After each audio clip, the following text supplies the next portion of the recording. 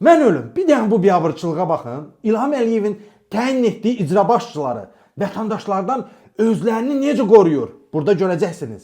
Deməli Mingəçevirdə 28 may müstəqillik günü ilə bağlı xalqa bir konsert veriblər. Amma baxın görün Mingəçevir icra başçısı vətəndaşlardan özünü necə qoruyur? Vətəndaşla məmur arasında polis səddi qoyublar. Sizin kürsün təpənizə.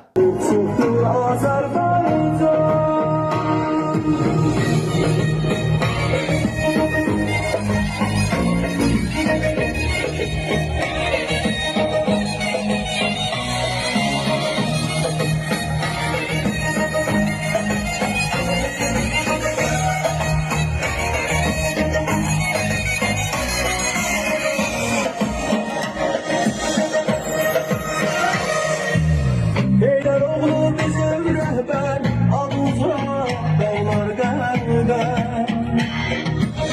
Sağın feryadına geldi, milletini ihlas etti, yol gösterdi.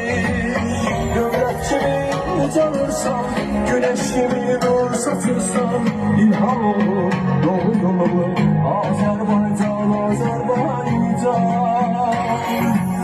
Gömlekçimi canırsam, güneş gibi nur saçırsam, İlham olur,